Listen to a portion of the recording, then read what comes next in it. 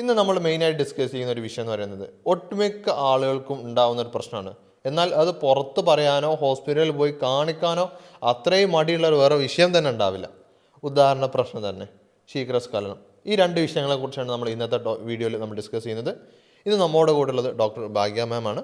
Q1B health കെയറിലെ chief medical ഓഫീസറാണ്. മാം, ഞാൻ ആദ്യം തന്നെ ഒരു വോയിസ് കേൾപ്പിച്ചു തരാം. നമ്മൾ ക്ലിനിക്കിൽ വന്നിട്ടുള്ള ഒരു ഓൺലൈൻ അതായത് ഓൺലൈനായിട്ട് മാമിനെ കൺസൾട്ടേഷൻ ചെയ്ത ഒരു പേഷ്യൻറ്റിൻ്റെ റിവ്യൂ ആണ്. അതുകൊണ്ട് തന്നെ ശരീരത്തിന് നല്ല സുഖം തോന്നും. അത് ഞാൻ പറഞ്ഞ രോഗത്തിൻ്റെതും എനിക്കൊരു 50% ക്യൂർ ആയിട്ടുണ്ട്. ഇത് തുടർന്നാൽ എനിക്കത് ഫുള്ളായിട്ട് മാറും എന്നുള്ള ഒരു ഹോപ്പ് ആയിട്ടുണ്ട്.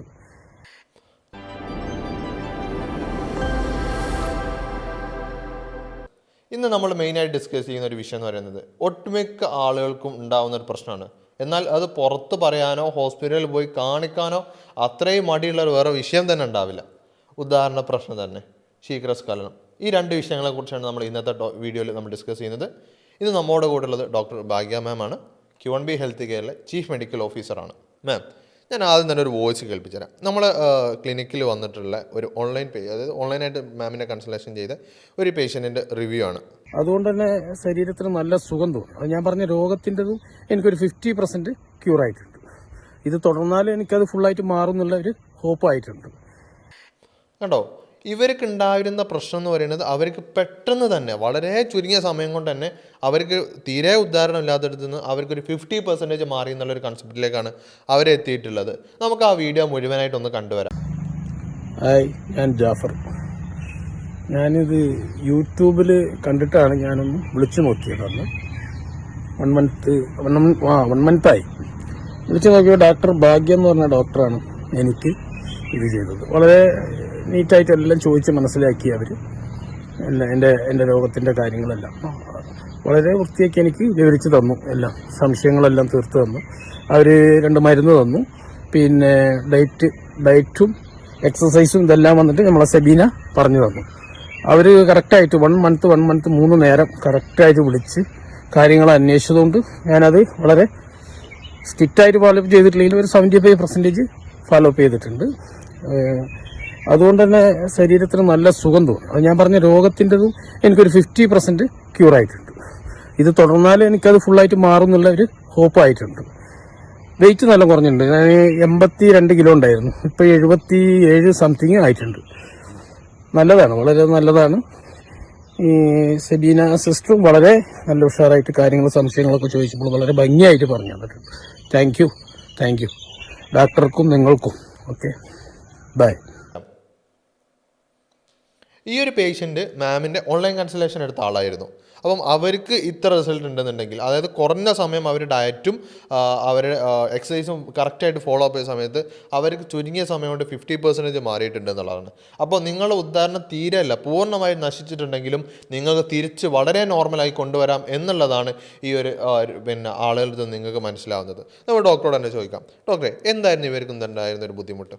ഇപ്പം നമ്മളെടുത്ത് കൺസൾട്ടേഷന് വന്ന സമയത്ത് ആളുടെ ഒരു പ്രധാനപ്പെട്ട പ്രശ്നം എന്ന് പറയുന്നത് ഇറക്ഷൻ പ്രോബ്ലം ആയിരുന്നു. പക്ഷേ ആൾക്കൊരു റൂട്ട് കോസ് ഉണ്ടായിരുന്നു എന്നുള്ളതാണ്. അതായത് ആൾക്ക് ഡയബറ്റീസും അതുപോലെ തന്നെ ഓവർ വെയ്റ്റും ഒബീസിറ്റി ആയിട്ടാണ് ആൾ നമ്മളെടുത്ത് വന്നത്. നമ്മൾ പ്രോപ്പറായിട്ടുള്ളൊരു ഡയറ്റ് പറഞ്ഞു കൊടുത്തു. അതിൻ്റെ കൂടെ തന്നെ നമ്മളൊരു ഡയറ്റീഷ്യനെ പ്രൊവൈഡ് ചെയ്തിട്ടുണ്ടായിരുന്നു. അപ്പോൾ പ്രോപ്പറായിട്ടൊരു ഡയറ്റ് എക്സ്പ്ലെയിൻ ചെയ്ത് കൊടുത്തു. അതുപോലെ തന്നെ നല്ല രീതിയിൽ ആൾ വർക്കൗട്ട് ചെയ്തു. അതിൻ്റെ കൂടെ തന്നെ പരിമിതമായിട്ടുള്ള മെഡിസിൻസ് മാത്രമേ നമ്മൾ കൊടുത്തിട്ടുള്ളൂ. അപ്പോൾ അതിൻ്റെ ഭാഗമായിട്ട് ഒരു 1 മന്തിൽ തന്നെ ഒരു 50% ആൾക്ക് ക്യൂർ ആയി. അപ്പം ആൾ പറയുന്നുണ്ട് നമുക്ക് ഇനിയും ഫോളോ അപ്പ് എടുത്തു കഴിഞ്ഞാൽ നല്ല ചേഞ്ച് ഉണ്ടാവും എന്നുള്ളൊരു കാര്യം. അതെ, ഇതെല്ലാം നമ്മളെ കൈമ തന്നെയാണ്. അതായത് നമ്മൾ കൃത്യമായിട്ട് ഇതിനെ മാനേജ് ചെയ്യാൻ നിന്നുണ്ടോ, അല്ലെങ്കിൽ നമുക്ക് മാനേജ് ചെയ്യണം നമുക്കൊരാഗ്രഹം ഉണ്ടോ, ഇത് നടന്നിരിക്കും. കാരണം അത്രയും സിമ്പിളായിട്ട് തന്നെ നമുക്ക് മാറ്റാൻ പറ്റിയ ഒരു കാര്യം തന്നെയാണ്. അപ്പം നമ്മളെ ക്ലിനിക്കിൽ ഒരുപാട് ആളുകൾ ഇപ്പം പലപ്പോഴും നമുക്ക് വരാറുള്ള ഓൺലൈൻ കൺസൾട്ടേഷൻസിലും ആളുകൾ നേരിട്ട് വരികയാണെന്നുണ്ടെങ്കിലൊക്കെ അവർ പറയുന്നത്, ഡോക്ടറെ ഇപ്പോൾ പഴയതിനേക്കാൾ നല്ല ബെറ്റർ ആയിട്ടുണ്ട്. ഇത് തീരെ, അതായത് ഉദാഹരണം പൂർണ്ണമായി നശിച്ചിട്ട് ഭാര്യ, അത് ഫാമിലി പ്രോബ്ലം ആയിരുന്ന ആ സാഹചര്യത്തിൽ വരെ ഉള്ള പേഷ്യൻസ് വന്നിട്ട് ആ സന്തോഷം പ്രകടിപ്പിക്കുന്ന ഒരു സമയങ്ങളുണ്ട്. അത്രയ്ക്ക് ഹാപ്പി. അതായത് നിങ്ങൾക്കും ഇങ്ങനത്തെ പ്രശ്നങ്ങളുണ്ടെങ്കിൽ അത് മാറ്റിയെടുക്കാൻ പറ്റും. അതൊരു മാസം കൊണ്ട് തന്നെ നിങ്ങൾക്ക് ആ റിസൾട്ട് നിങ്ങൾക്ക് മനസ്സിലാവും. ആ രൂപത്തിൽ നമുക്ക് എന്ത് ചെയ്യാൻ പറ്റും, നമുക്ക് കൊണ്ടുപോകാൻ പറ്റും. ഇപ്പോൾ ഈ രോഗിയിലേക്ക് തന്നെ നമ്മൾ കടന്നു വരികയാണെന്നുണ്ടെങ്കിൽ അവർക്കുണ്ടായിരുന്ന ബുദ്ധിമുട്ടുകൾ എന്തൊക്കെയായിരുന്നു, അല്ലെങ്കിൽ ഇവർക്ക് ഉദാഹരണ പ്രശ്നമുള്ള കോസസ് എന്തായിരുന്നു? അപ്പോൾ ആൾക്ക് പ്രധാനമായിട്ടുള്ളൊരു കോസ് എന്ന് പറയുന്നത് ഡയബറ്റീസ് ആണ്. ഇപ്പോൾ നമ്മളൊരു ഉദാഹരണ പ്രശ്നം എടുക്കുന്നുണ്ടെങ്കിൽ ഏറ്റവും കൂടുതൽ ആളുകളിൽ കണ്ടുവരുന്ന ഒരു റൂട്ട് കോസ് എന്ന് പറയുന്നത് ഡയബറ്റീസ് ആണ്. പക്ഷേ അവർ വന്ന് പറയുന്നത് അവർക്ക് ഡയബറ്റീസ് ഉള്ള കാര്യം ചില പേഷ്യൻസ് പറയാറില്ല. അവർ ജസ്റ്റ് ഈ ഒരു ഇറക്ഷൻ പ്രോബ്ലം ഉണ്ടെന്നുള്ള കാര്യം മാത്രമേ പറയാറുള്ളൂ. അപ്പോൾ ഒരുപാട് കാരണങ്ങളുണ്ട് ഈ ഒരു ഉദാഹരണ പ്രശ്നം വരാൻ. അപ്പോൾ ആദ്യം തന്നെ നമ്മൾ നോക്കുന്ന സമയത്ത് ഒരു ഇറക്ടൈൽ ഡിസ്ഫങ്ഷൻ എന്ന് പറയുന്നത് പ്രധാനമായിട്ട് 2 രീതിയിൽ തന്നെ ആളുകളിൽ കാണിക്കാം. അതായത് ഒന്ന് കംപ്ലീറ്റ് ആയിട്ടുള്ള ഉദാഹരണം നഷ്ടപ്പെട്ടിട്ട് കാണാം, മറ്റൊന്നെന്ന് പറയുന്നത് ഉദാഹരണ കുറവായിട്ടാണ്. അതായത് ചെറിയ രീതിയിൽ ആൾക്ക് ഉദാഹരണം ഉണ്ട്. അപ്പോൾ നമ്മൾ മെഡിക്കേഷൻസ് ഒക്കെ കൊടുക്കുമ്പോൾ ആൾക്ക് കംപ്ലീറ്റ് ആയിട്ടുള്ള ഒരു ഉദാഹരണം കിട്ടുന്ന ഒരു സ്റ്റേജിലോട്ട് പോകാറുണ്ട്. അപ്പോൾ 2 രീതിയിലാണ് പ്രധാനമായിട്ടും ആൾക്ക് കാണുന്നത്. പിന്നെ മറ്റൊരു സ്റ്റേജ് എന്ന് പറയുന്ന ഒരു കണ്ടീഷനാണ് പ്രിമച്ചർ ഇജാക്കുലേഷൻ അല്ലെങ്കിൽ ശീഘ്രസ്ഖലനം എന്ന് പറയുന്നത്. അതെന്ന് പറയുമ്പം ഈ ദാമ്പത്യ ലൈംഗിക ബന്ധത്തിൽ ഏർപ്പെട്ടിട്ട് വളരെ ചുരുക്ക സമയത്തിനുള്ളിൽ ശുക്ലം പുറത്തോട്ട് വരുന്ന ഒരു കണ്ടീഷനാണ് ശീഘ്രസ്ഖലനം എന്ന് പറയുന്നത്. അപ്പം എല്ലാത്തിനും ഡിഫറൻ്റ് ആയിട്ടുള്ള ട്രീറ്റ്മെൻ്റ് ആണ് നമ്മൾ കൊടുക്കുന്നത്. അപ്പോൾ നമ്മൾ ആദ്യം കോസ് എന്താണെന്ന് മനസ്സിലാക്കും. ഇപ്പം ഒബിസിറ്റി ആണെങ്കിൽ നമ്മൾ ആളുടെ വണ്ണം കുറയ്ക്കണം, ശരീരത്തിലുള്ള ഫാറ്റ് കുറയ്ക്കണം. ഈ ഫാറ്റ് കൂടുന്ന സമയത്ത് എന്താണെങ്കിലും ശരീരത്തിൽ ഒരു ബ്ലോക്ക് ഫോർമേഷൻ ഉണ്ടായിരിക്കാം. ഞാൻ നേരത്തെ പറഞ്ഞു, ഈ ഡയബറ്റീസ് ആയിക്കോട്ടെ അല്ലെങ്കിൽ ഹൈ കൊളസ്ട്രോൾ, ഹൈ BP ഒക്കെ നമുക്ക് എടുത്തു നോക്കാം. അതിലൊക്കെ തന്നെ ഒരു പ്രശ്നം ഉണ്ടാകുന്നത് ഒരു ബ്ലോക്ക് ഫോർമേഷൻ തന്നെയാണ്. ഇപ്പോൾ ഇതിൽ ഇവർക്ക് ഉണ്ടായിരുന്ന ബുദ്ധിമുട്ട്, ഇപ്പം ഇവർക്ക് മെയിനായിട്ട് ഉണ്ടായിരുന്ന ഒരു പ്രശ്നം എന്തായിരുന്നു? അവർക്ക് ഡയബറ്റീസ് ആയിരുന്നു, പ്ലസ് ഓവർ വെയ്റ്റും ഉണ്ടായിരുന്നു. അപ്പം അതാണ് ഒരു റീസൺ എന്ന് പറയുന്നത്. അപ്പം ഇങ്ങനെ ഒരുപാട് റീസൺസ് ഉണ്ട്. ഹൈ BP, കൂടുതൽ BP ആവുന്ന സമയത്ത് കൊളസ്ട്രോൾ കൂടുന്ന ഹാർട്ട് കംപ്ലയിൻസ് നമുക്ക് എടുക്കാം.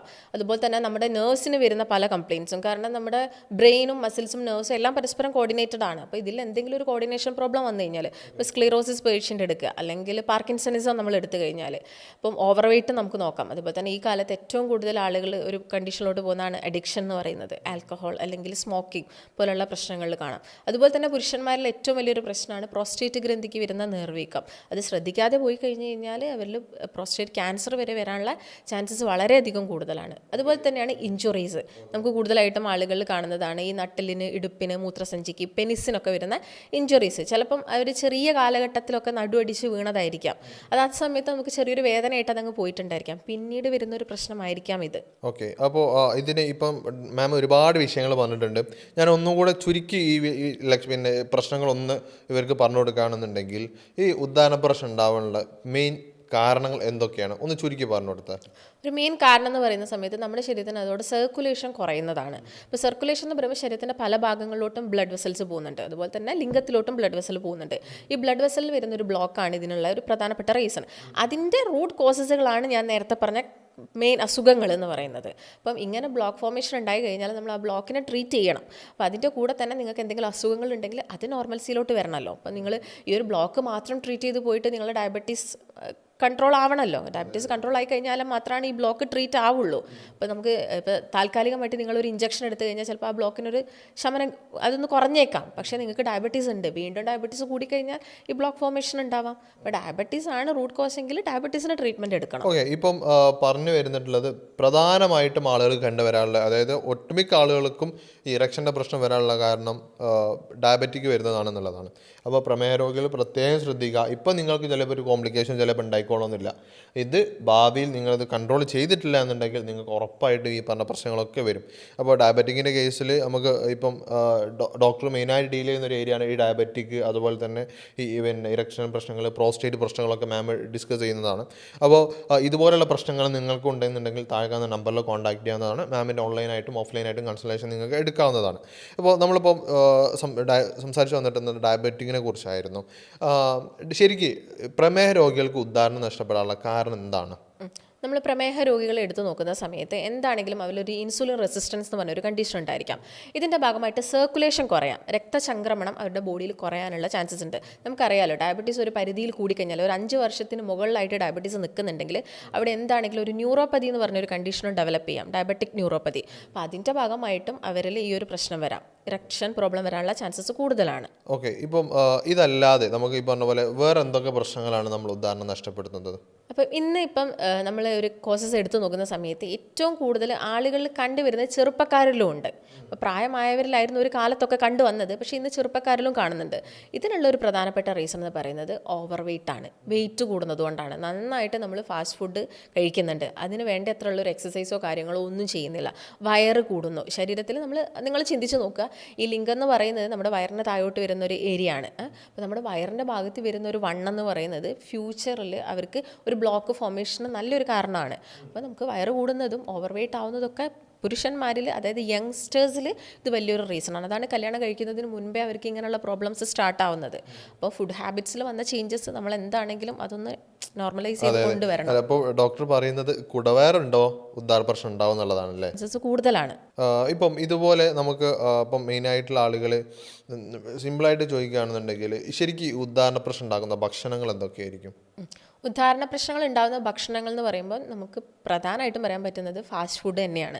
ഫാസ്റ്റ് ഫുഡ് നമ്മൾ അമിതമായിട്ട് കഴിക്കുന്നത്, അത് കരുതിയിട്ട് നിങ്ങൾ വീട്ടിൽ നിന്ന് ഉണ്ടാക്കി കഴിക്കുന്ന ചോറ് പ്രശ്നക്കാരനല്ല എന്ന് ഞാൻ പറയുന്നില്ല.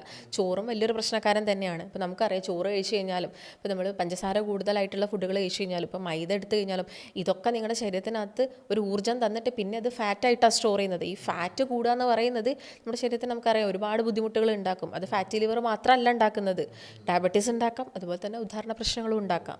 ഓക്കെ, ഇപ്പം നമ്മളിതിൽ സംസാരിച്ചതിൻ്റെ വിഷയമാണ്. അപ്പോൾ ഷുഗറിൻ്റെ കാര്യങ്ങൾ സംസാരിച്ചിട്ടുണ്ട്. ഇപ്പോൾ എല്ലാവരും ചെയ്യുന്നൊരു കാര്യമാണ് പിന്നെ ഷുഗർ കൂടുമെന്ന് വിചാരിച്ചിട്ട് പിന്നെ പഞ്ചസാര മുഴുവനായിട്ട് ഒഴിവാക്കും. ഇപ്പോൾ ഷുഗർ വരുമെന്ന് പേടിച്ച് നമ്മൾ പഞ്ചസാര പൂർണ്ണമായിട്ട് ഒഴിവാക്കേണ്ടതുണ്ടോ? ഇപ്പോൾ ഞാനൊരു കേസ് നോക്കുന്ന സമയത്ത് ഇപ്പോൾ നമ്മൾ ഏറ്റവും കൂടുതൽ കാണുന്നത് ഈ യങ്സ്റ്റേഴ്സിൻ്റെ ഇടയിൽ അവർ പഞ്ചസാര ഇല്ലാത്ത ചായ വാങ്ങി കുടിക്കും. അതിൻ്റെ കൂടെ തന്നെ അവർ നന്നായിട്ട് എണ്ണക്കടികൾ കഴിക്കും. അപ്പം അവർ വിചാരിച്ചിരിക്കുന്നത് ഏറ്റവും വലിയ വില്ലൻ പഞ്ചസാരയാണെന്നാണ്. പക്ഷേ ഈ എണ്ണക്കടികളോ മറ്റുള്ള ഐറ്റംസോ ഒന്നും അവർ തിങ്കിങ്ങേ ചെയ്യുന്നില്ല. പക്ഷേ നമ്മൾ ചെറിയ അളവിലൊരു ഷുഗർ എടുത്തു കഴിഞ്ഞാൽ വലിയ പ്രശ്നങ്ങളൊന്നും ഉണ്ടാവില്ല. നിങ്ങളിപ്പം നന്നായിട്ട് ബാക്കിയുള്ള കാര്യങ്ങളൊക്കെ കൺട്രോൾ ചെയ്യുന്നുണ്ട്, എക്സസൈസ് ചെയ്യുന്നുണ്ട്, അപ്പം ഇങ്ങനെയുള്ള കാര്യങ്ങളൊക്കെ ചെയ്യുമ്പോൾ ഒരു ചെറിയ ഷുഗർ എടുത്താൽ വലിയ പ്രശ്നമല്ല. പക്ഷേ അവർ ചെയ്യുന്നൊരു മിസ്റ്റേക്ക് എന്താ, ബാക്കിയുള്ള ഐറ്റംസൊക്കെ നന്നായിട്ട് കഴിക്കുന്നു, എക്സസൈസ് ഒന്നുമില്ല, ഷുഗർ അങ്ങോട്ട് കട്ട് ചെയ്തിരുന്നു. അത് വലിയൊരു മാറ്റമൊന്നും അവരുടെ ബോഡിയിൽ ഉണ്ടാക്കാൻ പോകുന്നില്ല. അതിൻ്റെ കാരണങ്ങൾ സംസാരിച്ചു, അതിൻ്റെ എന്താണ് അതിൻ്റെ കോംപ്ലിക്കേഷൻ എന്നുള്ളത് സംസാരിച്ചു, ഒക്കെ സംസാരിച്ചു. അതിനുള്ള ചോദ്യം പിന്നെ നമ്മൾ പലപ്പോഴും കേട്ടിട്ടുള്ളൊരു സാധനമാണ് ഹാർട്ട് അറ്റാക്ക് വരുന്നതിന് മുമ്പേ കാണുന്ന ഒരു ലക്ഷണമാണ് ഉദാഹരണ പ്രശ്നം എന്ന് പറഞ്ഞിട്ടുള്ളത്. അത് ശരിയാണോ? അത് ഏറെക്കുറെ ശരിയാണ്. അതിനുള്ളൊരു റീസൺ, അറ്റാക്ക് വരുന്ന സമയത്ത് അവരിൽ കാണിക്കുന്നത് എന്താണ്, ബ്ലോക്കാണ്. ഈ ബ്ലഡ് വെസലിൽ കാണിക്കുന്നത് ബ്ലോക്കാണ്. ഈ ബ്ലോക്ക് എന്ന് പറയുന്നത് ശരീരത്തിൻ്റെ പല ഭാഗങ്ങളിലും ഉണ്ടാവാം. അപ്പം അത് എവിടെയൊക്കെയാണോ ബ്ലഡ് വെസൽസ് പോകുന്നത് അവിടെയൊക്കെ ഈ ഒരു ബ്ലോക്ക് ഫോർമേഷൻ ഉണ്ടാവാം. അപ്പോൾ അതിൽ പ്രധാനപ്പെട്ട ഒരു ഏരിയ ആണ് പെനിസ് എന്ന് പറയുന്നത്, ലിംഗത്തിലോട്ടുള്ള ബ്ലഡ് സർക്കുലേഷൻ. അപ്പോൾ അവിടെയും ബ്ലോക്ക് ഉണ്ടാവാം. അപ്പം അതിന് മുൻപായിട്ട് കാണിക്കുന്ന ഒരു പ്രശ്നമാണ് ഉദാഹരണക്കുറവ്. അതിൻ്റെ ഭാഗമായിട്ട് പിന്നീട് മെയിൻ പ്രോബ്ലം എന്ന് പറയുന്നത് അറ്റാക്കാണ്. അപ്പോൾ ഇത് നമ്മൾ അത്ര നിസ്സാരമാക്കി എടുക്കാറില്ല. പക്ഷേ അറ്റാക്ക് വന്ന് അതിന് കുറച്ച് മുൻപായിട്ട് അവരിൽ കാണിച്ചൊരു സിംറ്റം ആയിരിക്കാം ഈ ഒരു ഉദാഹരണ പ്രശ്നം എന്ന് പറയുന്നത്. പക്ഷേ എല്ലാവരിലും ഇത് ഉണ്ടാവണം എന്നില്ല. ഓക്കെ, ഇപ്പം ഇങ്ങനത്തെ പല പല പ്രശ്നങ്ങളും ആളുകൾ നമ്മൾ ക്ലിനിക്കിൽ വന്ന് ചോദിക്കുന്ന ഒരു കാര്യങ്ങൾ തന്നെയാണ്. അപ്പോൾ അതിൽ മെയിനായിട്ട് ചോദിക്കുന്ന മറ്റൊരു കാര്യമാണ് ശീഘ്രസ്ഖലനം എന്ന് പറയുന്നത്. ഈ ഉദാഹരണ പ്രശ്നവും അല്ലെ ഉദാഹരണക്കുറവും ശീഘ്രസ്ഖലനം ഒന്നാണോ? ഒന്നല്ല, ഇത് രണ്ടും രണ്ട് കണ്ടീഷനാണ്. പക്ഷേ ഒരാളിൽ തന്നെ നമുക്ക് രണ്ടും കാണാൻ സാധിക്കും. അതാണ് പ്രധാനമായിട്ടും. ഇപ്പോൾ പേഷ്യൻസ് നമ്മുടെ ക്ലിനിക്കിൽ വരുന്ന സമയത്ത് തന്നെ ഒരു പേഷ്യൻറ്റ് വരുന്ന സമയത്ത് അവർ പറയുന്ന ഒരു പ്രധാനപ്പെട്ട റീസൺ എന്ന് പറയുന്നത് ഇങ്ങനെ ഡയബറ്റീസ് ഉണ്ട്, അപ്പോൾ അതിൻ്റെ ഭാഗമായിട്ട് എനിക്ക് ഉദാഹരണ പ്രശ്നം വന്നിട്ടുണ്ട് ഡോക്ടർ, എനിക്ക് അതുപോലെ തന്നെ പ്രിമച്വർ ഇജാക്കുലേഷനും ഉണ്ട്, ടൈമിംഗ് വളരെ കുറവാണ് എന്നാണ് പേഷ്യൻറ്റ് പറയുന്നത്.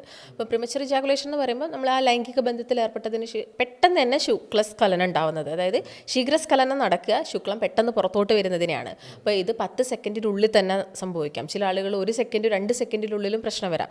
ചില ആളുകളിൽ ഉദാഹരണ വൈകല്യങ്ങൾ ഒന്നും തന്നെ ഉണ്ടാവാറില്ല, പക്ഷേ അവരിൽ ഈ ഒരു ശീഘ്രസ്ഖലനം സംഭവിക്കാം. അപ്പോൾ ഇങ്ങനെയുള്ള കേസസുകളിൽ നമ്മൾ പല കാര്യങ്ങളും ശ്രദ്ധിക്കേണ്ടതുണ്ട്. കാരണം കാരണങ്ങൾ എന്ന് പറയുന്നത് ഡിഫറെൻ്റ് ആണ്. ഓക്കെ, അപ്പം ഇപ്പം കാരണങ്ങൾ പല ഡിഫറെൻ്റ് ആണെന്ന് പറഞ്ഞിട്ടുണ്ട്. അപ്പോൾ ഈ പിന്നെ ശീഘ്രസ്ഖലനം ഉണ്ടാവാനുള്ള ഒരു 5 കാരണങ്ങൾ എന്തൊക്കെയായിരിക്കും? നമ്മൾ പ്രധാനമായിട്ട് നോക്കുന്ന സമയത്ത് ഒബേസിറ്റി വലിയൊരു റീസണാണ്, ഫാറ്റ് കൂടുന്നത്.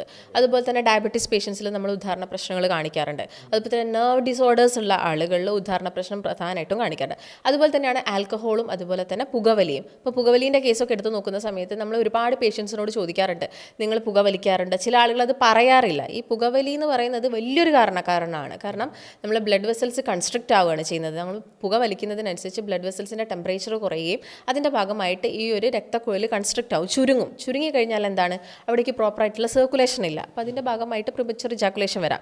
പിന്നെ ബോഡി പെട്ടെന്ന് ഹീറ്റ് ആവുന്ന ടൈപ്പ് ഓഫ് ആളുകളുണ്ട്, പെട്ടെന്ന് ബോഡി ചൂടാവുന്ന ആളുകൾ.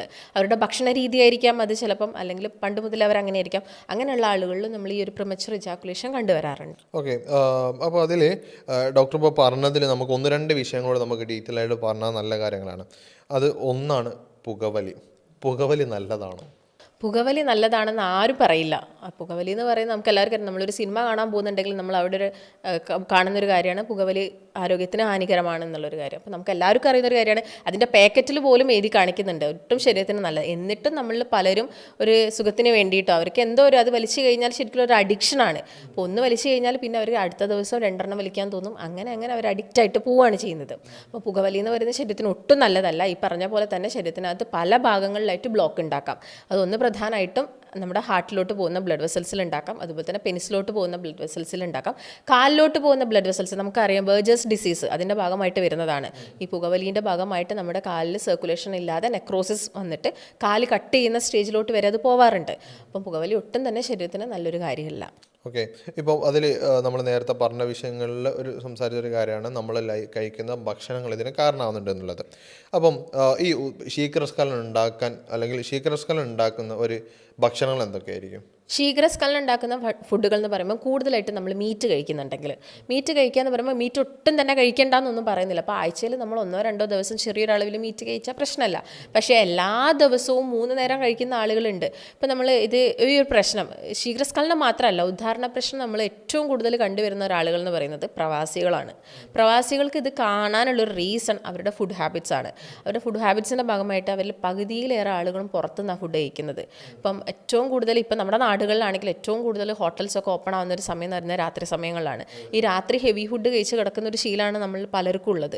അതുപോലെ തന്നെ മീറ്റ് കൂടുതൽ കഴിക്കുന്ന സമയത്ത് നമ്മുടെ ബോഡിയിൽ ടെമ്പറേച്ചർ കൂടാറുണ്ട്. അതുപോലെ തന്നെ ഇപ്പം നിങ്ങൾ ഹോട്ടായിട്ടുള്ള ബീവറേജസ് കഴിക്കുക, അല്ലെങ്കിൽ ഇപ്പോൾ കൂടുതലായിട്ട് കോഫി കുടിക്കുന്നത്, അല്ലെങ്കിൽ മദ്യപാനം കൂടുതലായിട്ട് ഫോളോ ചെയ്യുന്ന ആളുകൾ, ഇങ്ങനെയുള്ള ആളുകളിലൊക്കെ തന്നെ നമുക്ക് പ്രിമച്വർ ഇജാക്കുലേഷൻ കാണാൻ സാധിക്കും. അപ്പോൾ നമ്മൾ ഇപ്പോൾ ശീഘ്രസ്ഖലനത്തിൻ്റെയും അതുപോലെ തന്നെ ഉദാഹരണ പ്രശ്നത്തിൻ്റെ കാരണങ്ങളൊക്കെ പറഞ്ഞ് സംസാരിച്ചിട്ടുണ്ട്. അപ്പോൾ ഇതുപോലുള്ള പ്രശ്നങ്ങൾ നിങ്ങൾ അനുഭവിക്കുന്നുണ്ട് എന്നുണ്ടെങ്കിൽ നിങ്ങൾക്ക് താഴെ കാണുന്ന നമ്പറിൽ കോൺടാക്റ്റ് ചെയ്യാവുന്നതാണ്. ഓൺലൈനായിട്ടോ ഓഫ്ലൈനായിട്ടോ നിങ്ങൾക്ക് കൺസൾട്ടേഷൻ എടുക്കാം. അതിൽ കൂടുതലായിട്ട് ഡീറ്റെയിൽസ് അറിയണമെന്നുണ്ടെങ്കിൽ താഴെ കാണുന്ന നമ്പറിൽ കോൺടാക്റ്റ് ചെയ്യാവുന്നതാണ്. അത് നിങ്ങൾക്ക് ഇപ്പോൾ ദൂര പ്രവാസികളാണെന്ന് ഈ പറഞ്ഞ പോലെ പ്രവാസികൾ ഒരുപാട് പ്രശ്നങ്ങൾ അനുഭവിക്കുന്നുണ്ട്. ഇപ്പോൾ പ്രവാസികളായിക്കോട്ടെ അല്ല വിദൂരത്തുള്ള ആളുകളായിക്കോട്ടെ, നിങ്ങൾക്ക് ഏറ്റവും ചിലപ്പോൾ സ്യൂട്ടബിൾ ആവുന്നതാണ് ഓൺലൈൻ കൺസൾട്ടേഷൻ ആയിരിക്കും. കൂടുതൽ വിവരങ്ങൾക്ക് താഴെ കാണുന്ന നമ്പറിൽ കോൺടാക്റ്റ് ചെയ്താൽ മതി. ഇപ്പോൾ ശീഘ്രസ്ഖലനം പറയുന്ന സമയത്ത് നമ്മൾ പലപ്പോഴും കേട്ടുള്ള സമയത്താണ് ആദ്യ രാത്രിയിൽ എത്തുന്ന സമയത്ത് ശീഘ്രസ്ഖലനം ഉണ്ടാകുന്നുണ്ടത്. എന്തുകൊണ്ടാണ് ആദ്യ രാത്രിയിൽ ബന്ധപ്പെടുന്ന ഒരാൾക്ക് ശീഘ്രസ്ഖലനം ഉണ്ടാകുന്നത്? ശീഘ്രസ്ഖലനം മാത്രമല്ല ആ ഒരു സമയത്ത് ഉണ്ടാവുന്നത്, അതുപോലെ തന്നെ ഉദാഹരണ പ്രശ്നങ്ങളും ഉണ്ടാവുന്നുണ്ട്. അപ്പോൾ നമുക്ക് കോസസ് നോക്കുമ്പോൾ ഫിസിക്കലി കോസസുകളുണ്ട് നമ്മുടെ ബോഡിക്ക് വരുന്നത്, അതുപോലെ തന്നെ സൈക്കോളജിക്കലി പ്രശ്നങ്ങൾ വരാറുണ്ട്. അപ്പോൾ സൈക്കോളജിക്കലി പ്രശ്നങ്ങളിലാണ് ഈ ഒരു ഫസ്റ്റ് നൈറ്റിൽ ഈ ബുദ്ധിമുട്ട് വരുന്നത്.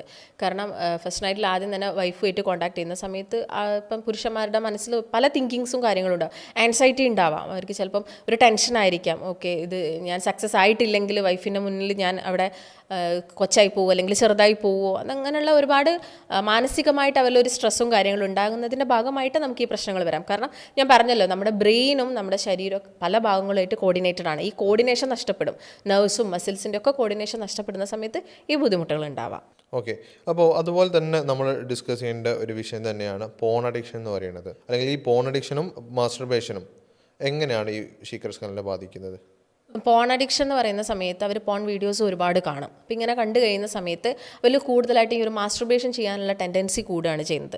ചിലപ്പോൾ അവർക്ക് പാർട്ട്ണർ ഉണ്ടാവില്ല, അല്ലെങ്കിൽ അവർ മാരീഡ് ആയിരിക്കില്ല. അപ്പം അവരിത് കണ്ടിട്ട് ഇങ്ങനെ സ്വയം മാസ്റ്റർബേഷൻ ചെയ്യുന്ന സമയത്തായിരിക്കും അവർ കുറച്ചും കൂടി ഒന്ന് പ്രീതി അവരിൽ ഉണ്ടാവുന്നത്. അപ്പം ഇത് ഒരുപാട് കാലം നിങ്ങൾ കണ്ടിന്യൂസ് ആയിട്ട് മാസ്റ്റർബേഷനൊക്കെ ചെയ്യുക, അല്ലെങ്കിൽ 7 ഡേയ്സ് വീക്കിൽ 7 ഡേയ്സ് നിങ്ങൾ ചെയ്യുന്നുണ്ടെങ്കിൽ അത് നമ്മുടെ അവിടെ ഒരു നെർവ്സ് ഡാമേജ് ആണ് ഉണ്ടാക്കുന്നത്. അപ്പോൾ ഇങ്ങനെ ഒരു നെർവ് ഡാമേജ് ഉണ്ടായി കഴിഞ്ഞാൽ അവിടേക്കുള്ള കോർഡിനേഷനും കാര്യങ്ങളും നഷ്ടപ്പെടുന്നു, സർക്കുലേഷൻ പ്രോപ്പർ ആവുന്നില്ല, അതുപോലെ തന്നെ ഇങ്ങനെയുള്ള ബുദ്ധിമുട്ടുകൾ കണ്ടുവരുന്നു. അപ്പോൾ ഡോക്ടറെ, നമ്മളിപ്പോൾ സംസാരിച്ചല്ലോ ഈ പോൺ അഡിക്ഷനും മാസ്റ്റർബേഷനും. ഈ പോൺ അഡിക്ഷനും മാസ്റ്റർബേഷനും നമുക്ക് പൂർണ്ണമായിട്ട് നിർത്താൻ പറ്റുമോ? പൂർണ്ണമായിട്ട് നിർത്തുക എന്ന് പറയുന്ന സമയത്ത് മാസ്റ്റർബേഷൻ കംപ്ലീറ്റ് ആയിട്ട് സ്റ്റോപ്പ് ചെയ്യാമെന്ന് നമ്മൾ ആരോടും പറയുന്നില്ല. ഇപ്പോൾ വീക്കിലി വൺസൊക്കെ മെയിൽസ് അത് ഫോളോ ചെയ്യുന്നതുകൊണ്ട് യാതൊരു പ്രശ്നവുമില്ല. അതുവഴി അവർ സെക്ഷലി ആക്റ്റീവ് ആവുകയാണ് ചെയ്യുന്നത്. അപ്പം അത് കുറച്ചാരോ അഡിക്ഷൻ നിർത്തണമെങ്കിൽ നമ്മൾ പ്രധാനമായിട്ടും ഒന്ന് എൻഗേജ്ഡ് ആയിട്ടിരിക്കുക. അതായത് കൂടുതൽ സമയം നമ്മൾ മറ്റെന്തെങ്കിലും കാര്യങ്ങളിൽ സ്പെൻഡ് ആവുക. നമ്മൾ ഒറ്റയ്ക്ക് ഇരിക്കുന്ന സമയത്ത് നമുക്ക് ഒരുപാട് തിങ്കിങ്സും കാര്യങ്ങളൊക്കെ വരുന്നു. അല്ലെങ്കിൽ ഇപ്പോൾ നമുക്ക് നമ്മുടെ ഫ്രണ്ടിന് ഒരു പാർട്ട്ണർ ഉണ്ട്, അപ്പം അവർ ഒരുമിച്ചിരിക്കുന്ന സമയത്തൊക്കെ ഇവരിലൊരു ഫീലും കാര്യങ്ങളൊക്കെ വരും. അതിൻ്റെ ഭാഗമായി സ്ഥിരമായിട്ട് ഒരുപാട് പേര് ഇങ്ങനെ ചെയ്യാറുണ്ട്. അപ്പം അങ്ങനെയുള്ള കാര്യങ്ങളൊക്കെ ഒഴിവാക്കി നമ്മുടെ ക്ലോസ് ഫ്രണ്ട്സിൻ്റെ കൂടെ നിങ്ങൾ കൂടുതൽ സമയം സ്പെൻഡ് ചെയ്യുക, അല്ലെങ്കിൽ മറ്റെന്തെങ്കിലും ഒരു ഫിലിം കാണാൻ പോവുക, അല്ലെങ്കിൽ നമുക്ക് ഇഷ്ടപ്പെട്ട എന്തെങ്കിലും കാര്യങ്ങളൊക്കെ ചെയ്യുക. അപ്പം ഇതാണ് നമ്മൾ അത് ഒഴിവാക്കാനുള്ള കാര്യങ്ങൾ ചെയ്യേണ്ടത്. ഓക്കെ. ഇപ്പോൾ നമ്മൾ മുമ്പ് ഞാൻ ഫസ്റ്റ് തന്നെ നിങ്ങൾക്ക് ഒരു വീഡിയോ കാണിച്ചു തന്നിട്ടുണ്ടായിരുന്നു. അതായത് നമ്മൾ ക്ലിനിക്കിൽ നമ്മൾ ഓൺലൈനായിട്ട് വന്ന പേഷ്യൻറ്റിൻ്റെ ഒരു ഫീഡ്ബാക്ക് വീഡിയോ ആയിരുന്നു. അപ്പം അവരതിലുണ്ടായിരുന്നത് അവർക്ക് ഉദാഹരണ പ്രശ്നത്തിൻ്റെയും പിന്നെ ടൈമിങ്ങിൻ്റെ ആയിക്കോട്ടെ, അവർക്ക് ഈ പ്രശ്നങ്ങളൊക്കെ തന്നെ ഉണ്ടായിരുന്നു. ഷുഗർ ഉണ്ടായിരുന്നു, പിന്നെ അതുപോലെ ഓവർ വെയ്റ്റ് ഉണ്ടായിരുന്നു.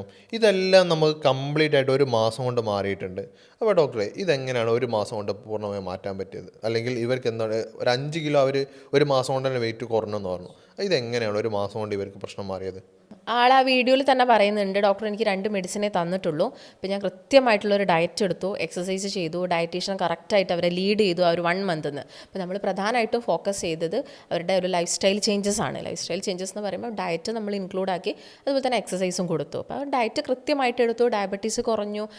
വന്ന സമയത്ത് അവർക്കൊരു HbA1c എന്ന് പറയുന്നത് 7 പോയിൻറ്റ് സംതിങ് ഒക്കെ ഉണ്ടായിരുന്നു, അതൊരു നോർമൽ റേഞ്ചിലോട്ട് വന്നു. അതുപോലെ തന്നെ ഒരു 5 kgs ഒരു മാസം കൊണ്ട് തന്നെ അവർക്ക് കുറയ്ക്കാൻ പറ്റി. അപ്പോൾ എന്നാലും ആൾക്ക് ചില മിസ്റ്റേക്കുകളൊക്കെ ചെയ്തു, ആ ഒരു 1 മന്തിൽ ചെയ്തിട്ടുണ്ട്. എന്നിട്ടും ആൾക്കൊരു 50% മാറ്റം വന്നു വിത്ത് ലിമിറ്റഡ് മെഡിസിൻസ് കൊണ്ട് തന്നെ. അപ്പോൾ നല്ലൊരു രീതിയിൽ നിങ്ങളെല്ലാവരും ഡയറ്റ് എടുത്ത് എക്സസൈസ് ചെയ്ത് നമ്മുടെ മെഡിസിൻസും കാര്യങ്ങളൊക്കെ ഫോളോ ചെയ്യുന്നുണ്ടെങ്കിൽ നമുക്കൊരു മാസം കൊണ്ട് തന്നെ നല്ല റിസൾട്ടും കാര്യങ്ങളും വരും. ഓക്കെ. അപ്പോൾ നിങ്ങൾക്ക് ഇതൊരു പ്രശ്നം ഉണ്ടെങ്കിൽ, അതായത് നിങ്ങൾ ഇതുപോലുള്ള ബുദ്ധിമുട്ട് അനുഭവിക്കുന്നുണ്ടെങ്കിൽ, ശീഘ്രസ്ഖലനായിക്കോട്ടെ, പ്രോസ്റ്റേറ്റിൻ്റെ പ്രശ്നമായിക്കോട്ടെ, ഉദാഹരണ പ്രശ്നമായിക്കോട്ടെ, ഇതിൻ്റെ എന്ത് വിഷയങ്ങൾ ഉണ്ടെന്നുണ്ടെങ്കിൽ നിങ്ങൾക്ക് ഇത് നല്ലൊരു റിസൾട്ടിലേക്ക് നിങ്ങൾക്ക് കൊണ്ടുപോകാൻ പറ്റും. ഇപ്പോൾ കഴിഞ്ഞ ദിവസം നമ്മുടെ അടുത്ത് വന്നൊരു പേഷ്യൻറ്റ്, നമ്മളെ ക്ലിനിക്കിൽ വന്നിട്ടുണ്ടായിരുന്ന ഒരു പേഷ്യൻറ്റ്, അവരുടെ ഫീഡ്ബാക്ക് കൂടി ഞാൻ ഇതിൽ ആഡ് ചെയ്യാം. അവർ പറഞ്ഞിട്ടുണ്ടായിരുന്നത് വെച്ചാൽ അവർക്ക് പെട്ടെന്ന് അവർ എഴുന്നേറ്റ സമയത്ത് അവർക്ക് എന്ത് ചെയ്തില്ല, മൂത്രം പോകുന്നില്ല, രാവിലെ എഴുന്നേറ്റ സമയത്ത് മൂത്രം പോകുന്നില്ല. അപ്പോൾ അവർ ഹോസ്പിറ്റലിൽ പോയി, കാഷ്വാലിറ്റി പോയ സമയത്ത് അവർ പറഞ്ഞിട്ടുണ്ടായിരുന്നത് ആദ്യം സൂചി കമ്പി കയറ്റി നോക്കണം, ഇത് വർക്ക് ചെയ്യാന്നില്ല, എന്നിട്ട് അത് പ്രോപ്പർ ആകുന്നില്ല എന്നുണ്ടെങ്കിൽ അവരെ കത്തീറ്ററിലിട്ടിട്ട് ട്യൂബ് ഇട്ട് നടക്കേണ്ട ഒരു സിറ്റുവേഷനിലേക്ക് വരുമെന്നാണ് അവർ പറഞ്ഞിട്ടുണ്ടായിരുന്നത്. അവർക്ക് ബേസിക് കാരണം എന്ന് പറയുന്നത് പ്രോസ്റ്റേറ്റ് ആണ്. ആ ഒരു ഫീഡ്ബാക്ക് ജസ്റ്റ് ഒന്ന് കണ്ടുവരാം. ഡോക്ടറെ നമസ്കാരം. മെഡിസിൻ എനിക്ക് കിട്ടി, ഞാനത് കഴിച്ചു തുടങ്ങി. എനിക്ക് നല്ല മാറ്റമുണ്ട്. കുറച്ച് ദിവസം തന്നെ എനിക്ക് നല്ല മാറ്റം വന്നിട്ടുണ്ട്.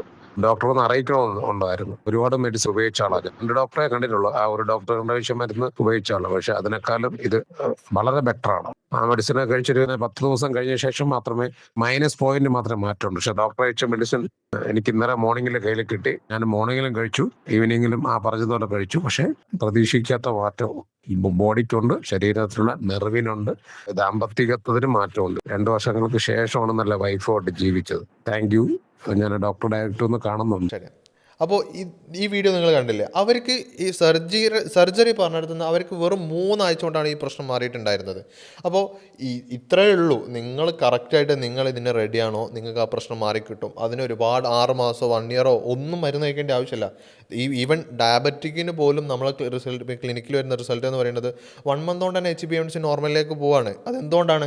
നിങ്ങൾ വില്ലിങ് ആണോ, നിങ്ങൾക്ക് പ്രശ്നം മാറും. അതിൻ്റെ അഭിപ്രായം എന്താ ഡോക്ടർ? അതെ, നമുക്ക് തീർച്ചയായിട്ടും മാറ്റിയെടുക്കാൻ പറ്റും. കാരണം നമ്മൾ ആ ജാഫറിനെ പേഷ്യൻറ്റിനെ തന്നെ എടുത്ത് നോക്കുന്നുണ്ടെങ്കിൽ ആൾ ഒരുപാട് എഫേർട്ട് എടുത്തു, ആളെ കൊണ്ടാവുന്ന രീതിയിലുള്ള എഫേർട്ട് എടുക്കും. പിന്നെ നമ്മുടെ ലൈഫിൽ നമ്മൾ കുറേ കാര്യങ്ങളൊക്കെ ബ്രേക്ക് ചെയ്യേണ്ടി വരും.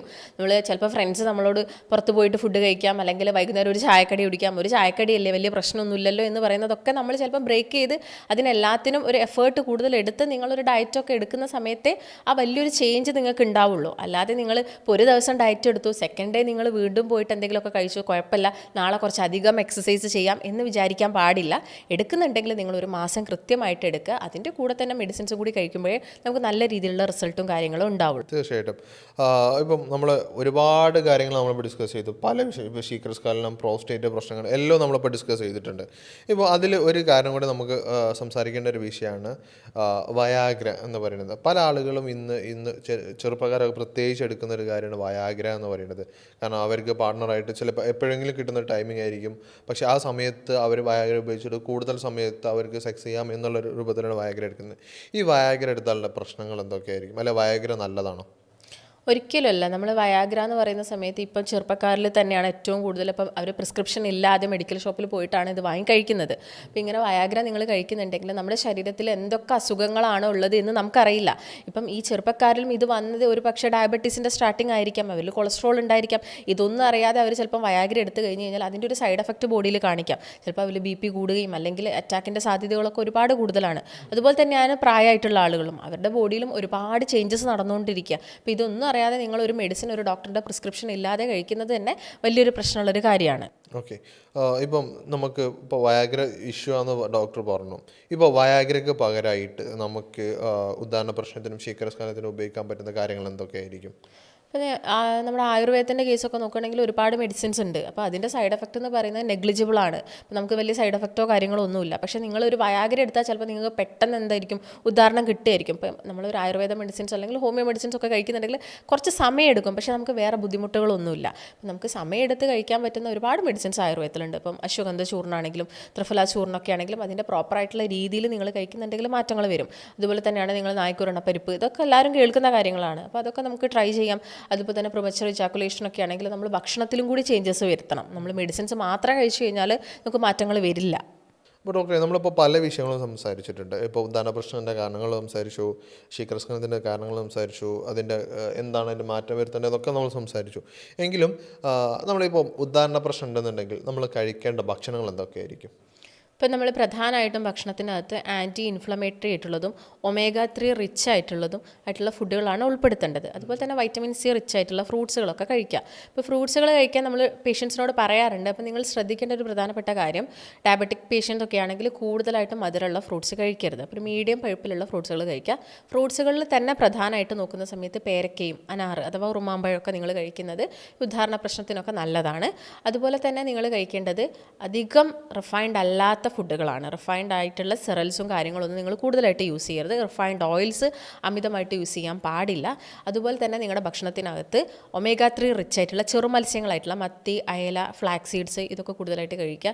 എള്ള് കൂടുതലായിട്ട് കഴിക്കുന്നത്, ഇപ്പം പ്രോസ്റ്റേറ്റിൻ്റെ ബുദ്ധിമുട്ടുള്ള ആളുകളാണെങ്കിലും പ്രോസ്റ്റേറ്റിൻ്റെ പ്രശ്നങ്ങളൊക്കെ കുറയ്ക്കാനും എള്ള്, അതുപോലെ തന്നെ പംകിൻ സീഡ് അഥവാ മത്തൻ കുരു ഇതൊക്കെ കഴിക്കുന്നത് നല്ലതാണ്. അതുപോലെ തന്നെ നട്ട്സുകൾ കഴിക്കുന്നത് നല്ലതാണ്, എല്ലാം പരിമിതമായിട്ടുള്ള അളവിൽ മാത്രം. അപ്പം നട്ട്സ് കഴിക്കണം എന്ന് കരുതിയിട്ട് ഒരുപാട് അളവിൽ കഴിക്കരുത്. ഒരു 5 ബദാം ആ ഒരു രീതിയിൽ വാൾനട്ടൊക്കെ നിങ്ങളുടെ ഭക്ഷണത്തിനകത്ത് ഉൾപ്പെടുത്താനൊക്കെയാണ് ശ്രദ്ധിക്കേണ്ടത്. ഇപ്പോൾ ഡോക്ടർ പറഞ്ഞതിൽ തന്നെ ഒരു വിഷയം ഞാൻ ഒന്നുകൂടെ എടുത്തു ചോദിക്കുകയാണ്. ഈ അനാർ കഴിക്കുന്നത് എങ്ങനെയാണ് ഉദാഹരണ പ്രശ്നം മാറ്റുന്നത്? അപ്പോൾ നമ്മൾ പറഞ്ഞു, ഈ ഒരു ഉദാഹരണ പ്രശ്നത്തിൽ ഏറ്റവും വലിയൊരു കോസ് എന്ന് പറയുന്നത് ബ്ലഡ് സർക്കുലേഷനിലുള്ള കുറവാണ്. അപ്പോൾ ഈ ഒരു ബ്ലഡ് സർക്കുലേഷൻ കൂട്ടാൻ അനാർ എന്ന് പറഞ്ഞ ഫ്രൂട്ട് നല്ല രീതിയിൽ ഹെൽപ്പ് ചെയ്യുന്നുണ്ട്. അതുകൊണ്ട് നമുക്കൊരു ഹാഫ് അനാറൊക്കെ ഒരു ദിവസം കഴിക്കാവുന്നതാണ്. അതുപോലെ തന്നെ അനാർ നമുക്കറിയാം, ഒരു ബ്ലഡ് കുറഞ്ഞു പോയാൽ തന്നെ നമ്മളൊരു ഹാഫ് അനാർ കഴിക്കുന്നുണ്ടെങ്കിൽ പെട്ടെന്ന് തന്നെ HB ലെവലൊക്കെ കൂടും. അതുകൊണ്ട് നമുക്ക് അനാർ കഴിക്കാവുന്നതാണ്. ഇപ്പോൾ ഡോക്ടർ അതിൽ രക്തയോട്ടം കൂടുന്ന വിഷയങ്ങൾ പറഞ്ഞു. അപ്പോൾ അതിൽ തന്നെ ഞാൻ ഒരു സംശയം കൂടി ചോദിക്കുകയാണ്. നമ്മൾ ശരീരത്തിൽ ബ്ലഡ് സർക്കുലേഷൻ കൂട്ടാൻ വേണ്ടിയിട്ട് അല്ലെങ്കിൽ നമ്മളെ രക്തം കൂടാൻ വേണ്ടിയിട്ട് നമുക്ക് എന്തൊക്കെ ഭക്ഷണങ്ങൾ കഴിക്കാൻ പറ്റും? അപ്പം നമുക്ക് കൂടുതലായിട്ടും നൈട്രിക് ഓക്സൈഡ് റിച്ച് ആയിട്ടുള്ള ചീര, മുരിങ്ങയുടെ ഇല വിഭാഗത്തിൽ പെടുന്ന എല്ലാം തന്നെ നമുക്ക് കഴിക്കാവുന്നതാണ്. അതുപോലെ തന്നെ ബീട്രൂട്ട് കഴിക്കുന്നത് നല്ലതാണ്. അതുപോലെ തന്നെ ഫ്ലാവനോയിഡ്സ് കൂടുതലായിട്ടുള്ള ഫ്രൂട്ട്സുകൾ, ഇപ്പം ആപ്പിളൊക്കെ ഫ്ലാവനോയിഡ്സ് കൂടുതലാണ്. അപ്പം അങ്ങനെയുള്ള ഫ്രൂട്ടുകളൊക്കെ നിങ്ങളുടെ ഭക്ഷണത്തിൽ ഉൾപ്പെടുത്താൻ വേണ്ടിയിട്ടാണ് ശ്രദ്ധിക്കേണ്ടത്. ഓക്കെ. ഇപ്പം ഭക്ഷണത്തിൻ്റെ കാര്യങ്ങളാണ് നമ്മൾ മെയിനായിട്ട് ഇപ്പോൾ ഇതിൽ ഡിസ്കസ് ചെയ്യുന്നത്. എന്തൊക്കെ കഴിക്കാം, എന്തൊക്കെ കഴിക്കരുത് എന്നുള്ള വിഷയങ്ങൾ തന്നെയാണ്. അപ്പം അതിൽ തന്നെ നമ്മൾ പ്രത്യേകമായിട്ട് ഒരു ആൾ എല്ലാവർക്കും സംശയമുള്ള ഒരു കാര്യമാണ്, ഇപ്പോൾ ശീഘ്രസ്ഖലനം ഉണ്ട്, അവർക്ക് പെട്ടെന്ന് ടൈമിങ് കൂടുന്നില്ല എന്നുള്ളൊരു വിഷയം കംപ്ലൈൻ്റ് ആയിട്ട് പലപ്പോഴും നമ്മൾ ക്ലിനിക്കിൽ ആളുകൾ വരാറുണ്ട്. ഇപ്പോൾ ടൈമിങ് കൂടി കിട്ടാൻ വേണ്ടിയിട്ട് നമുക്ക് ചെയ്യാൻ പറ്റുന്ന സിമ്പിളായിട്ടുള്ള കാര്യങ്ങൾ എന്തൊക്കെയാണ്? ടൈമിംഗ് കൂടണമെങ്കിൽ നിങ്ങൾ ആദ്യം നിങ്ങളുടെ ഒരു ഹാബിറ്റ്സുകളൊക്കെ ഉണ്ടെങ്കിൽ സ്റ്റോപ്പ് ചെയ്യണം. മദ്യപാനം അതുപോലെ തന്നെ പുകവലിയും കംപ്ലീറ്റ് ആയിട്ട് സ്റ്റോപ്പ് ചെയ്യണം. പിന്നെ നിങ്ങളുടെ ബോഡിക്ക് അതായത് കൂടുതലായിട്ട് തണുപ്പ് തരുന്ന ഭക്ഷണങ്ങൾ കഴിക്കണം. അപ്പോൾ തണുപ്പ് തരുന്നതെന്ന് പറയുമ്പോൾ ഫ്രൂട്ട്സ് ആൻഡ് വെജീസ് ആണ് കൂടുതൽ. ഇപ്പോൾ നമുക്കറിയാം മീറ്റ് ആണെങ്കിലും മറ്റെന്തെങ്കിലും കഴിക്കുന്ന സമയത്തൊക്കെ പെട്ടെന്ന് ബോഡിയിൽ ടെമ്പറേച്ചർ കൂടുകയാണ് ചെയ്യുക. പക്ഷേ മത്സ്യം അത്ര കുഴപ്പമില്ല, ചെറുമത്സ്യങ്ങൾ കഴിക്കുന്നതുകൊണ്ട് പ്രശ്നമില്ല. മുട്ടയാണെങ്കിലും വലിയ പ്രശ്നമില്ല. പിന്നെ പച്ചക്കറികളും അതുപോലെ തന്നെ ഫ്രൂട്ട്സുകളും എല്ലാം തന്നെ വാട്ടർ കണ്ടൻറ്റുള്ള ഫ്രൂട്ട്സുകളൊക്കെ കൂടുതൽ, ഇപ്പോൾ വാട്ടർ മെലൺ, പൈനാപ്പിൾ ഇങ്ങനെയുള്ള ഫ്രൂട്ട്സുകൾ, വിറ്റാമിൻ C റിച്ച് ആയിട്ടുള്ള ഫ്രൂട്ട്സുകളൊക്കെ കൂടുതലായിട്ട് കഴിക്കുന്നുണ്ടെങ്കിൽ നമുക്ക് ഈ ശീഘ്രസ്ഖലനത്തിൻ്റെ പ്രശ്നങ്ങളൊക്കെ കുറച്ചെടുക്കാൻ സാധിക്കും. അതുപോലെ തന്നെ നന്നായിട്ട് വെള്ളം കുടിക്കണം. അതുപോലെ തന്നെ കീഗൽ എക്സസൈസ് വളരെ ഇമ്പോർട്ടൻ്റ് ആയിട്ടുള്ളൊരു കാര്യമാണ്. ഇപ്പോൾ ഉദാഹരണ പ്രശ്നമുള്ള ആളുകളാണെങ്കിലും പ്രിമച്വർ ഇജാക്കുലേഷൻ ഉള്ള ആളുകളാണെങ്കിലും കീഗൽ എക്സസൈസ് പ്രാക്ടീസ് ചെയ്യാനും കൂടി ഒന്ന് ശ്രദ്ധിക്കുക. ഇപ്പം നമ്മൾ ഏകദേശം ഈ വിഷയത്തിൽ A to Z കാര്യങ്ങൾ നമ്മൾ സംസാരിച്ചിട്ടുണ്ട്. അപ്പം ഈ ഒരു നമ്മൾ ഇത്രയും നേരം ഡിസ്കസ് ചെയ്തിട്ടുള്ളതിൽ ഏറ്റവും ലാസ്റ്റ് നമുക്ക് വൈൻഡപ്പ് ചെയ്യാൻ പറ്റുക അല്ലെങ്കിൽ ഒരു കൺക്ലൂഷൻ എന്ന് പറയുന്നത് നിങ്ങളെ പ്രശ്നങ്ങൾ പിന്നെ പ്രശ്നങ്ങൾ എന്തായിക്കോട്ടെ, ഇപ്പോൾ ഡയബറ്റിക് ആയിക്കോട്ടെ, കൊളസ്ട്രോൾ, ഫാറ്റ് ലിവറിൻ്റെ പ്രശ്നങ്ങളായിക്കോട്ടെ, ഉദാഹരണത്തിൻ്റെ പ്രശ്നങ്ങളായിക്കോട്ടെ, പ്രോസ്റ്റേറ്റിൻ്റെയോ അല്ലെങ്കിൽ ശീഘ്രസ്ഖലനത്തിൻ്റെ പ്രശ്നങ്ങളായിക്കോട്ടെ, ഇത് ഏത് പ്രശ്നമാണെന്നുണ്ടെങ്കിൽ നിങ്ങൾക്ക് 1 മാസത്തിനുള്ളിൽ തന്നെ ഇതിന് നല്ല പോലെ ക്യൂർ കൊണ്ടുവരാൻ പറ്റും. ഇതാണ് നമ്മൾ ക്ലിനിക്കിൽ ഇത്രയും കാലം നമുക്ക് പേഷ്യൻറ്റിനെ ട്രീറ്റ് ചെയ്തതിലും പേഷ്യൻസ് വന്നതിലും നമുക്കുണ്ടാകുന്ന റിസൾട്ടുകൾ എന്ന് പറയുന്നത്. അത് 1 മന്ത് എന്ന് ഞാൻ പറഞ്ഞിട്ടേ ഉള്ളൂ. അത് പലപ്പോഴും പല ആളുകൾക്ക് ഇപ്പോൾ മൈഗ്രെയിൻ്റെ പ്രശ്നങ്ങളാണെന്നുണ്ടെങ്കിൽ മൈഗ്രെയിൻ്റെ പ്രശ്നങ്ങൾ വന്നിട്ടുള്ള ആളുകൾക്ക് വെറും 3 ദിവസത്തിനുള്ളിൽ തന്നെ റിസൾട്ട്. 25 വർഷമായിട്ട് മാറാത്ത മൈഗ്രെയിൻ വെറും 3 ദിവസങ്ങളിൽ മാറിയിട്ടുള്ള പേഷ്യൻസ് ഉണ്ട്. അതുപോലെ തന്നെ ഇപ്പോൾ പ്രോസ്റ്റേറ്റിൻ്റെ വീക്കം, ആ സർജറി പറഞ്ഞ ഒരു കേസിൽ നിന്ന് അവർക്ക് വെറും 3 ആഴ്ച പ്രോസ്റ്റേറ്റിൻ്റെ വീക്കം പൂർണ്ണമായിട്ട് മാറി. അതുപോലെ തന്നെ ഇപ്പോൾ യൂറിക് ആസിഡ് കൂടിയിട്ട് കിഡ്നി സംബന്ധമായ പ്രശ്നങ്ങൾ ഉണ്ടായിട്ട് സർജറി വേണം അല്ലെങ്കിൽ ട്രാൻസ്പ്ലാന്റ് എന്ന് പറഞ്ഞിട്ടുണ്ടായിരുന്ന ഒരു കണ്ടീഷനിൽ നിന്ന് അവർക്കത് സിമ്പിളായിട്ട് കൃത്യമായിട്ട് മെഡിക്കേഷൻ കാര്യങ്ങൾ ചെയ്തപ്പോൾ അവർക്കത് എന്ത് ചെയ്യാൻ പറ്റി, അത് ക്യൂർ ചെയ്ത് ബാക്കോട്ട് കൊണ്ടുവരാൻ പറ്റി. അങ്ങനത്തെ ഒരുപാട് പ്രശ്നങ്ങൾ, പിന്നെ ഒരുപാട് അസുഖങ്ങൾ, ഒരുപാട് ബുദ്ധിമുട്ടുകൾ നമ്മൾ മാറ്റിയിട്ടുണ്ട്. മുട്ടുവേദന ആയിക്കോട്ടെ, പിന്നെ ഗ്യാസ്ട്രിക്കിൻ്റെ പ്രശ്നങ്ങളായിക്കോട്ടെ, പിന്നെ വെയിറ്റ് ലോസിൻ്റെ കാര്യങ്ങൾ നമ്മൾ പ്രത്യേകം സംസാരിക്കേണ്ട കാര്യമാണ്.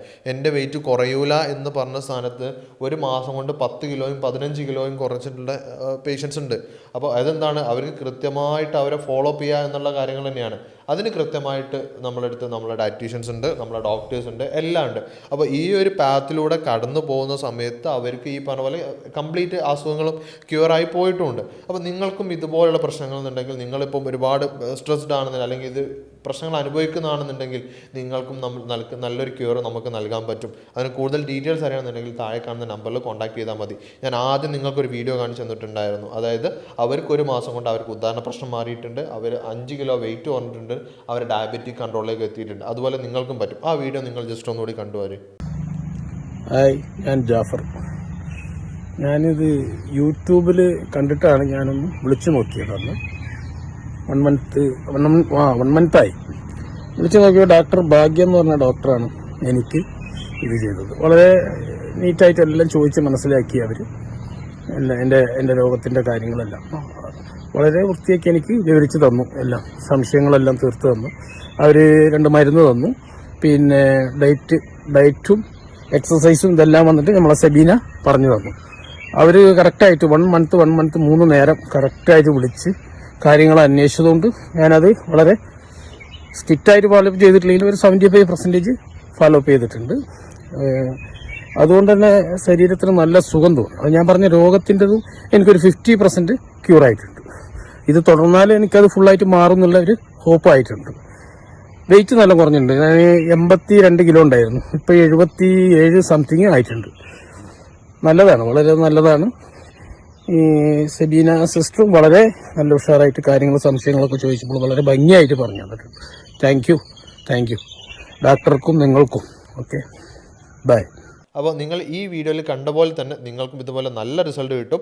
നിങ്ങൾ ഇതിന് ഇങ്ങനെ എന്ത് വിഷയങ്ങളായിക്കോട്ടെ, ഇതിന് നിങ്ങൾക്ക് വേറെ എന്തെങ്കിലും കാര്യങ്ങൾക്ക് അല്ലെങ്കിൽ വേറെ എന്തെങ്കിലും അസുഖങ്ങൾക്ക് ഡോക്ടറെ കൺസൾട്ടേഷൻ വേണമെന്നുണ്ടെങ്കിൽ നിങ്ങൾ താഴെ കാണുന്ന നമ്പറിൽ കോൺടാക്ട് ചെയ്യാവുന്നതാണ്. താഴെ കാണുന്ന വാട്സപ്പ് ലിങ്കിൽ ക്ലിക്ക് ചെയ്താലും നിങ്ങൾക്ക് ഡോക്ടറെ കൺസൾട്ടേഷൻ ലഭിക്കുന്നതാണ്. ഓൺലൈനായിട്ടോ ഓഫ്ലൈനായിട്ടോ കൺസൾട്ടേഷൻ എങ്ങനെയാണ് വേണ്ടതെന്ന് വിചാരിച്ചാൽ നിങ്ങൾക്ക് താഴെ കാണുന്ന നമ്പർ അവരായിട്ട് സംസാരിച്ചാൽ മതി. ഇതുപോലെ മറ്റൊരു ഹെൽത്ത് ടോപ്പിക്കുമായി നമുക്ക് വീണ്ടും കാണാം. നമ്മുടെ കൂടെയുള്ളത് ഡോക്ടർ ഭാഗ്യ, ക്യൂൺബി ഹെൽത്ത് കെയറിലെ ചീഫ് മെഡിക്കൽ ഓഫീസറാണ്. മറ്റൊരു വീഡിയോ ആയിട്ട് നമുക്ക് വീണ്ടും കാണാം. Thank you.